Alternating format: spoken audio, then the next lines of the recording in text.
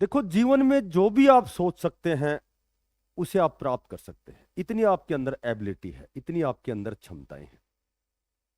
और यदि आप गिर जाते हैं तो हार मत मानिए, पुनः उठ करके फिर दोबारा से फिर प्रयास करिए, फिर कोशिश कीजिए। लहरों के डर से नौकाएं पार नहीं होती, लहरों के डर से नौकाएं पार नहीं होती, और कोशिश करने वालों की जीवन में कभी हार नहीं होती।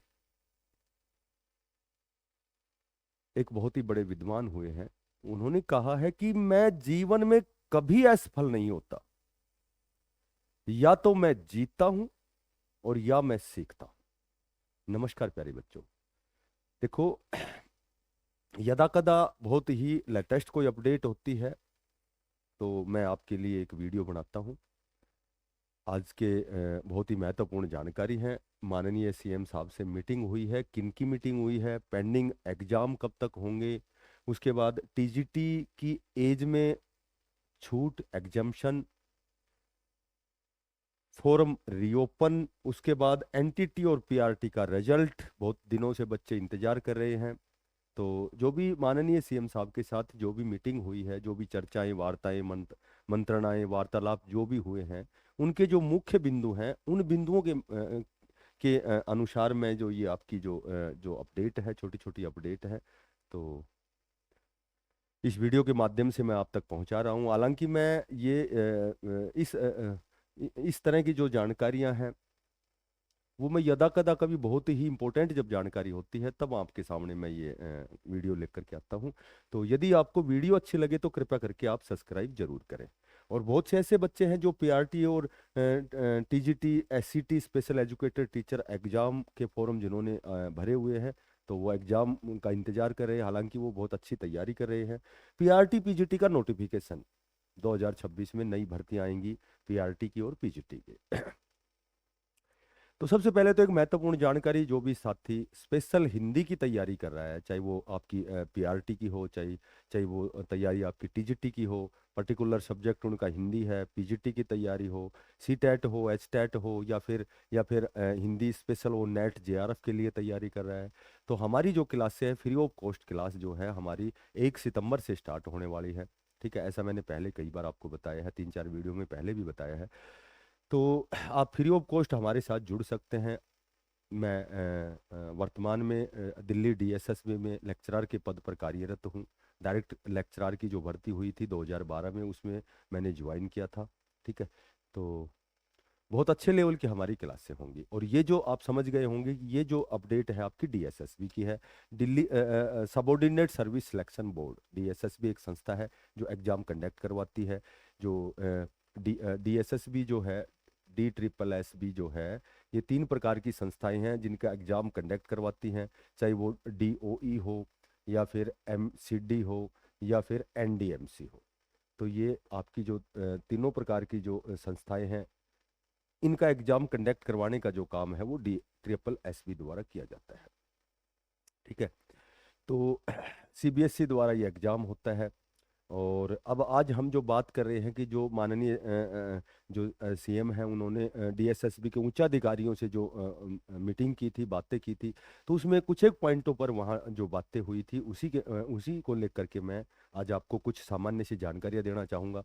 सबसे पहले पेंडिंग एग्जाम कौन से है? टीजीटी के। देखो, टीजीटी क्या है? पहले एक तो पीआरटी है। देखो, एक तो पीआरटी है, एक टीजीटी है, ट्रेंड ग्रेजुएट टीचर हो गया, एक पीजीटी हो गया, पोस्ट ग्रेजुएट टीचर हो गया। तो पहले क्या था कि पहले एज का जो क्राइटेरिया था वो जर्नल का जैसे 18 से 30 साल, यानी कि 21 से 30 18 हो गया था। उसके बाद इसकी बात करें तो 18 से 32, ये मैं जर्नल की बातें कर रहा हूँ। इसकी बात करूँ तो मैं 21 से 36 साल था।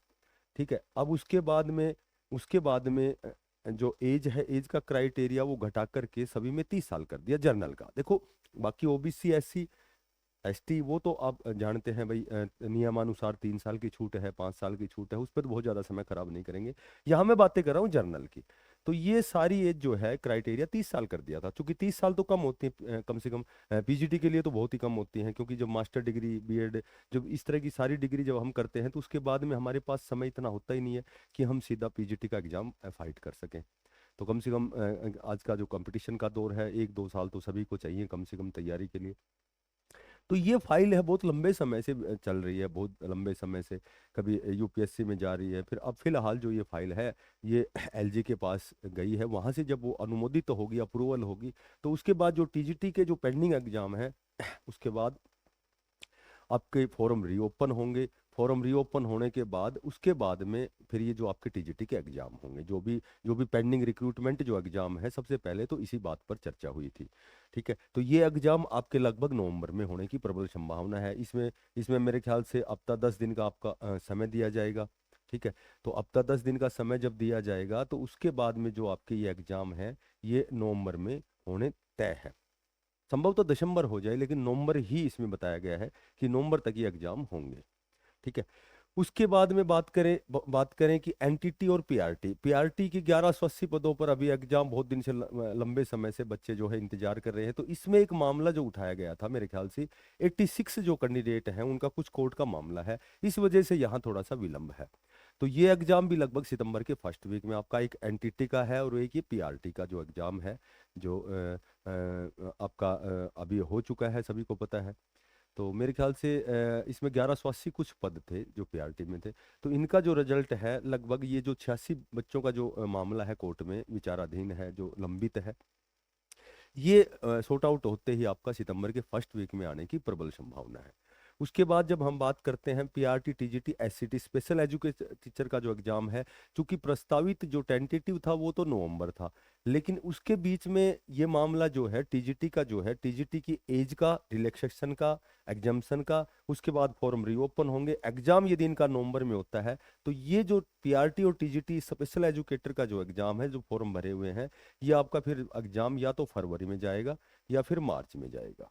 ठीक है, क्योंकि मार्च में तो बोर्ड के एग्जाम होते हैं, तो संभवतः कह सकते हैं कि जनवरी लास्ट या फरवरी में ही होने की प्रबल संभावना है। पीआरटी पीजीटी नोटिफिकेशन, तो ये लगभग लगभग आरटीआई के तहत जवाब मांगा गया था। तो पीजीटी में लगभग 510 पद जो है डीएसएसबी में वैकेंट हैं। दिल्ली जो सबॉर्डिनेट सर्विस सिलेक्शन बोर्ड जो एग्जाम कंडक्ट करवाती है, 510 पद जो है पीजीटी के वैकेंट है। तो लगभग 500 प्लस पदों पर आपका नोटिफिकेशन है, ये कभी भी आ सकता है, 2026 में ही आएगा ये आपका। पीआरटी में बहुत दिन से एमसीडी जो है, एमसीडी में बहुत से पद रिक्त हैं, तो इसमें आरटीआई भी लगाई जा चुकी है, इसमें पदों की संख्या भी मांगी गई है, कोर्ट द्वारा भी निर्देश दिया गया है। तो एमसीडी का जो है, ये इन्होंने जितने भी पद वैकेंट हैं, सुनने में आया है कि इन्होंने अपनी जो रिक्विजेशन है, जो मांग है, वो डीएसएसबी को भेज दी है। तो डीएसएसबी को भेज दी, उसके बाद में फिर ये फॉर्म आपका नोटिफिकेशन आएगा। रिक्रूटमेंट रूल लगभग बन चुका है, आपका नोटिफिकेशन जारी होगा, उसके बाद में ये फिर ये जो भर्ती प्रक्रिया है आपकी स्टार्ट होगी। तो मैं एक बार पुनः आपको याद दिलाता हूं कि उन बच्चों के लिए ये जानकारी बड़ी महत्वपूर्ण है, जो भी जिन्होंने हिंदी से मास्टर डिग्री की हुई है, या जिनका टीजीटी में जो सब्जेक्ट है, टीचिंग सब्जेक्ट है, जो जो हिंदी है। ठीक है, एक लैंग्वेज सब्जेक्ट होता है, एक पर्टिकुलर सब्जेक्ट होता है। तो जिसकी लैंग्वेज सब्जेक्ट हिंदी है, बीएड जिन्होंने किया हुआ है, बीएड की जो डिग्री जिन्होंने की है, मास्टर डिग्री जो मास्टर पीजीटी के लिए तैयारी कर रहा है, जो अभी अभी एक और सामान्य जानकारी, अच्छी जानकारी मैं आपको बताता हूँ कि जो आपका सीटेट का एग्जाम 6 सितंबर को होने वाला था, वो पोस्टपोन हो चुका है। 1 सितंबर से, यानी 25 अगस्त से 1 सितंबर तक दोबारा से फॉर्म जो रह गए हैं किसी अपरिहार्य कारणों से, अनअवॉइडेबल रीजन से, जो कैंडिडेट फॉर्म भरने से वंचित रह गए हैं, तो उनके लिए एक अवसर दिया गया, 1 सितंबर तक वो फॉर्म फिलअप कर सकते हैं और उसके बाद आपकी डेट डिक्लेयर होगी। अभी जो 6 सितंबर का होना था वो पोस्टपोन हो चुका, स्थगित हो चुका है। तो जो भी हमारी क्लासें होंगी 1 तारीख से, वो स्पेशल हिंदी की क्लासें होंगी। हिंदी की क्लासों में सभी प्रकार के ग्रामेटिक पोर्शन होगा, उसके बाद लिटरेचर होगा, लिटरेचर के बाद जितने भी हिंदी की शिक्षण विधियाँ है, पेडागोजी है, सीडीपी है, जितने भी प्रकार की आपकी अभिव्यक्ति माध्यम के क्वेश्चन हैं, तो इसमें लगभग कंप्लीट हिंदी कह सकते हैं, जिसमें आप हिंदी की असिस्टेंट प्रोफेसर की भी यदि आप तैयारी कर रहे हैं, नेट जेआरएफ की भी यदि तैयारी कर रहे हैं, हालांकि क्लास छोटी होगी लेकिन केवल हिंदी की क्लास होगी और लगभग ये 5 से 6 महीने लगातार चलेंगी। तो यदि आपको वीडियो अच्छी लगे तो कृपया करके सभी साथियों से, बच्चों से मेरा विनम्र निवेदन है कि चैनल को जरूर सब्सक्राइब करें, ज़्यादा से ज़्यादा शेयर करें। फिर मिलते हैं किसी नई अपडेट के साथ, तब तक के लिए सभी बच्चों को बेस्ट ऑफ लक, सभी को धन्यवाद, सभी को राम राम।